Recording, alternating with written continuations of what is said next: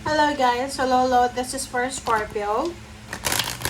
Scorpio, welcome dito sa aking channel, Kapalaran 888. Welcome. Alamin natin kung anong messages, vibration, kapay energy para sa lahat ng Scorpio. Okay.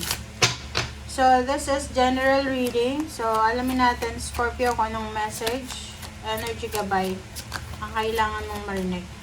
Okay, so this is for the second half of July, Scorpio. Okay, first card natin is Island, Solitude, and Creation. So nakikita ko sa'yo dito, there's a Scorpio, na parang na you're planning na magsimula. Like, ang nakikita ko, pwedeng nakakuha ka ng bagong trabaho, nakakuha ka ng bagong relationship, lugar, lilipat ka sa bagong lugar, residence, zip code, parang ganun. Or mayroon kang mga pagsisimula. Sa nakikita ko, ang creation kasi na to, iba't ibang area sa buhay. May iba na expected and unexpected pregnancy. May iba naman na magsisimula ka ng bagong business mo, pagiging self-employed, freelancer. Yung iba naman is pipirma ng kontrata, trabaho man yan, bahay, sasakyan, pwedeng lilipat ka ng bansa, parang ganun. So maraming itong creation na to is like new beginning siya. So marami kang sisimulan na sinasabi ng baraha sa'yo dito na pwedeng tahimik ka lang. May mga ganun like may nagbubuntes na tahimik lang. Lalabas lang sila pag nakapanganak na, parang ganun. So nakikita ko sir dito, if for example na this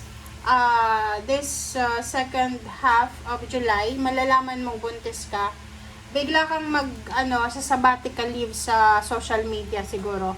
Parang bigla kang deactivate ng account mo, tatahimik ka, mag-stay ka lang sa comfort zone mo kasi buntis ka, kakapanganak mo lang, or pwedeng wala kang trabaho, kalilipat mo lang ng bahay. So, ang nakikita ko sir dito, na nakapag-decide ka na tatahimik muna, you're at peace muna sa ngayon.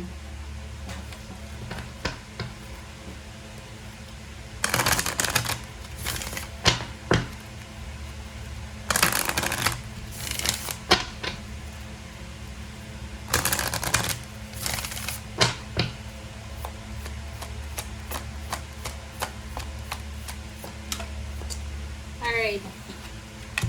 First card sa second deck natin is ready, set, go. Oh, yun. So, sabi ng baraha sa'yo dito, Scorpio, yung second half ng July, this is the perfect moment na gawin mo kung ano yung mga bagay-bagay na gusto mong mangyari sa buhay mo. Gawin mo kung anong nagpapasaya sa'yo. Gawin mo kung ano yung talagang gusto mo. Okay? So, eto siya.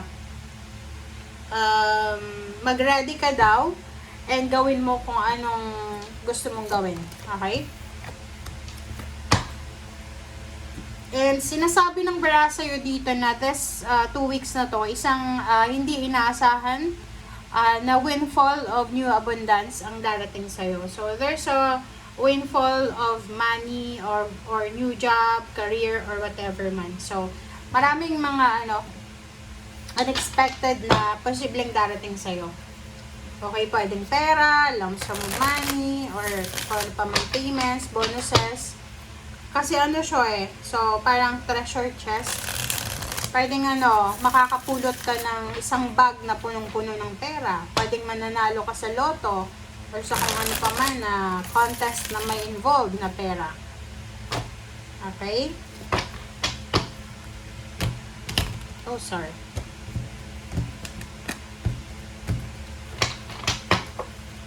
Alright, Scorpio. Four of Pentacles. Four of Pentacles and Eight of Cups. So nakikita ko sa'yo dito, may mga Scorpio dito na busy ka sa pag-iipon ng pera. Or yung focus mo sa 2 linggong ito is gusto mong mag-ipon ng pera para sa pagta-travel. Maybe you're planning to relocate. Maybe you're planning to work abroad. So may mga iba sa inyo dyan na like gusto mong pumunta sa bansa na kailangan mo ng placement fee or kailangan mo ng show money. So, nakikita ko sa'yo dito na yung 2 weeks na to ay nakapag-decision ka na kailangan mong mag-save ng pera. It's either para sa travel, para sa relocation, or gusto mong umalis dyan. Parang halimbawa, magsisave ka lang ng pera tapos magre-resign ka na. Parang ganun yung energy na to. Diba? So, sa nakikita ko sa'yo dito, yung 2 linggo ito ay busy ka sa pag-iisip. You are planning, you are contemplating, you are reflecting. So, sinasabi ng barahan na iniisip mo tungkol sa love life, sa pagpapatayo ng bahay, sa pagta-travel, pag-aaral, pagbe-business, pagnenegosyo, yun ang nakikita ko. And sinasabi ng baraha sa'yo na you are also planning para sa kasal. There's a wedding or there's a parang what else? There's a 10 of Cups here, celebration. Okay? There's a celebration coming. So, sinasabi ng baraha sa'yo dito na you're planning for the big celebration. Okay, next is the moon. Okay, yung the moon dito, sinasabi ng the moon dyan na, yun, kailangan mo daw harapin kung ano man ang dapat harapin para makuha mo yung peace of mind and then yung contentment. Kasi the more na tinatakasan mo kung ano man ito, mas lalo kang magigipit dyan sa, or masasakal sa kung ano pa man. So, the moon dito, sinasabi harapin ang dapat harapin, takot man yan, problema, or whatever man. Para sa talagang total happiness, kailangan mong harapin ang dapat harapin. Okay, next is Knight of Wands. So, nakikita ko sa'yo dito, pwedeng ito ay love life. Maybe you have a new love life, or maybe you have a new job. Parang ganun. So, paki-comment sa comment section.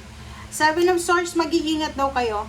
So, mag-iingat kayo. So, like, ang nakikita ko na to, several readings nyo guys. Sabi ng baraha, you need to be careful sa bago mong trabaho or bago mong love life. Kasi, pwedeng, like yon yung mga planong pumuntang ibang bansa, kailangan yung aralin yung bansa nyo na gustong puntahan. Ang Korea, wala yung agency guys Ang Korea walang agency. So, direkta siya government to government. So, Department of, ano ba yun? Migrant, DMS ba yun? So, parang ganun. So, mag-coordinate kayo sa gobyerno ng Pilipinas. Kasi sila yung tawag dito, sila yung may connection sa government ng Korea. So, kung plano mong maging factory worker, or gusto mong magtrabaho sa Korea, sa gobyerno ka, walang agency so mag-iingat ka, baka ma-scam ka. Okay? Like, marami kayong naglipanan na, kasi ipapasok ka sa Korea, sa mga factory, no? Walang ganon. Sa gobyerno ka. Okay? Direkta ka sa gobyerno. So, kasi pwede kang ma-scam dito Pwede, there's parang possibility sa ma-scam kayo ng mga agency niyan. Yung sa Japan, kailangan mo matuto ng kailangan mo munang matuto ng Japanese. Then, sa Korea, ganun din. Pero yung Taiwan, may mga agency yan. So, you need to be careful Huwag kang maglalabas ng pera muna, ng cash, ng payment, na hanggat wala kang hinahawakan na prueba. Kasi pwede kang ma-scam dito. There's a parang energy ng scamming dito. So, you need to be careful. And love life din huwag kang magpapakasal sa 2 linggong ito or makikipag-live-in. Or wag kang sasama sa kung kanino man kung ito ay tungkol sa love life. Kasi, posibleng lokohin ka lang. Diba? Sabi ng baraha sa'yo dito, sa 2 linggong ito, kailangan mong maging malakas, kailangan mong maging strong, maging courageous. Kasi talaga naglipa na yung mga scammer sa buhay mo. Mapa-love life man yan, baka double scam ka ngayon Mag-iingat ka sa trabaho and then sa love life. You need to be careful. Kaya maging attentive kayo, maging aware kayo, maging strong kayo. Okay sabi na diba? Wow. Sana all. Diba? Nakikita nyo yan? Mag-iingat kayo talaga Ingat sa love life. Ingat sa trabaho na ino-offer. Pero sa love life talaga to. Sabi ng baraha sa'yo dito, mag-focus ka lang sa ginagawa mo, sa pinagkakakitaan mo. Huwag kang maghahangad ng sobra-sobra sa 2 linggong ito. Baka ikaw pa yung mawalan. Okay? Like halimbawa may nag-offer sa'yo, uy, mahilig ka ba, Scorpio, sa mga, yung 10,000 mo gagawing 100,000, mag-invest ka sa akin. Ako, sigurado ka dito sa 8 of Pentacles. Mag-iingat ka ha, mag-iingat ka sa paglabas ng pera mo, sa pagtanggap ng mga, or sa mga pinipirmahan nyo ha. Basahin mabuti yung mga pinipirmahan. Okay?